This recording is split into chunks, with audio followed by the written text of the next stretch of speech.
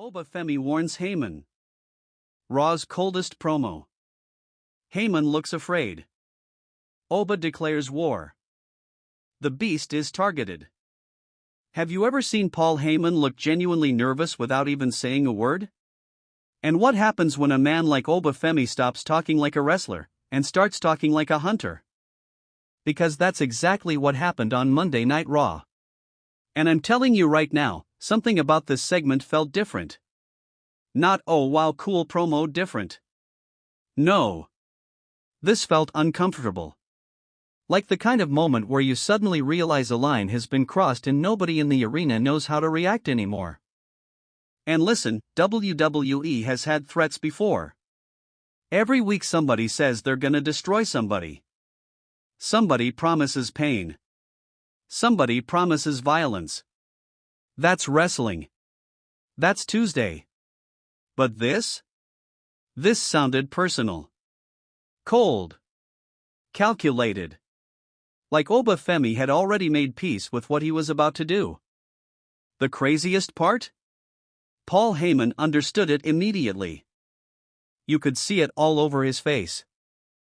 And that right there is what made the entire segment terrifying.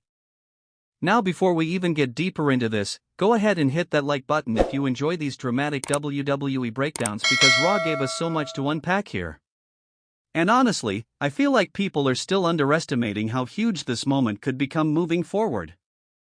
Because Oba Femi is no longer carrying himself like a prospect. He's carrying himself like the end of something. And that should scare everybody. So Raw opens up with this weird tension already hanging in the air. You know those nights where commentary sounds slightly more serious? The camera cuts feel slower? Even the crowd feels like they're waiting for a car crash before it happens? Yeah. That was the vibe. Then Paul Heyman walks out. And immediately, the energy changes. Now look, love him or hate him, Heyman has mastered one thing better than almost anybody in wrestling history: manipulation.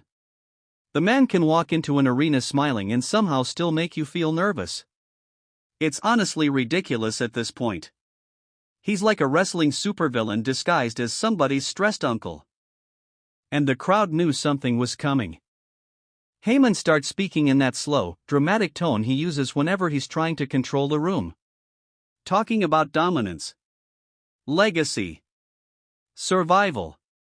The usual Paul Heyman masterclass. And honestly, the guy could probably read a grocery list and make it sound like the ending of a mafia movie. But then, everything shifted. Because Oba Femi came out. No giant smile. No playing to the crowd. No unnecessary posing. Just pure focus. And I swear, the second his music hit, the entire arena changed mood. You could feel people sitting forward in their seats. Even Heyman looked slightly caught off guard. Not shocked. Paul Heyman never fully looks shocked. But alert? Oh yeah. Definitely alert. And Oba walked slowly to the ring like he already knew how this conversation was ending. That's what stood out to me most. There was no uncertainty in him. No hesitation. This wasn't a young star trying to prove himself to a legend. This wasn't somebody asking for respect. No.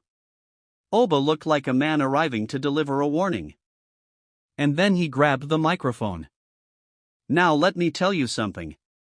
Wrestling fans can tell within seconds whether somebody's promo is real or rehearsed. You can feel it. There's a rhythm to authenticity. And the second Oba started speaking, the crowd went completely silent. Not bored silent.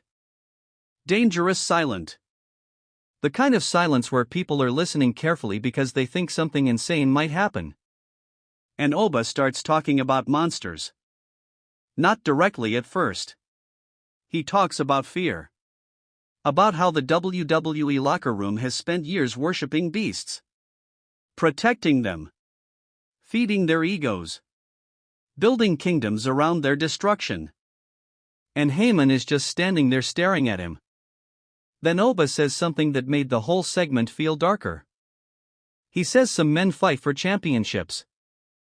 Some men fight for respect. But this time? He's fighting to kill the beast. Bro. The crowd lost their minds. And even typing that out still sounds insane.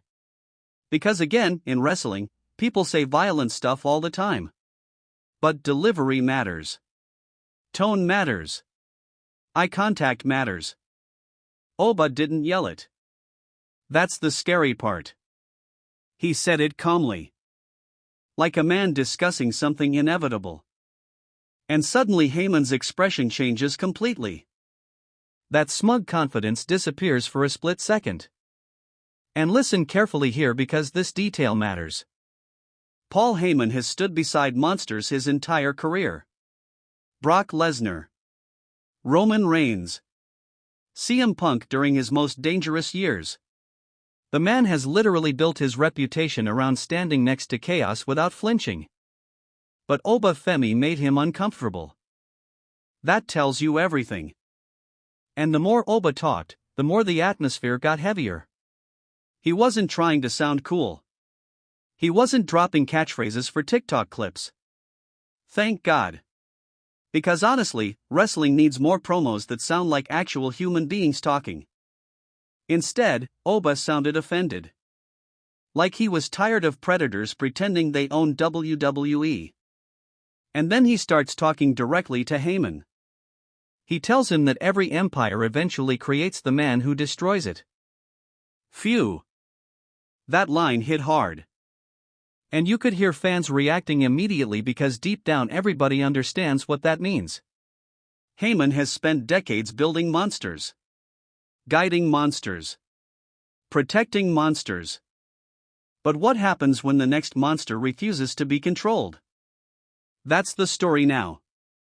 And guys, if WWE plays this correctly, this could become one of the most fascinating character evolutions they've had in years. Because Oba Femi doesn't feel like a traditional powerhouse anymore. He feels mythological. Like somebody out of an old war story. The kind of guy veterans warn rookies about backstage. Hey kid, if Oba's in a bad mood tonight, maybe stay out of his way. You know what I mean? And the audience is buying it.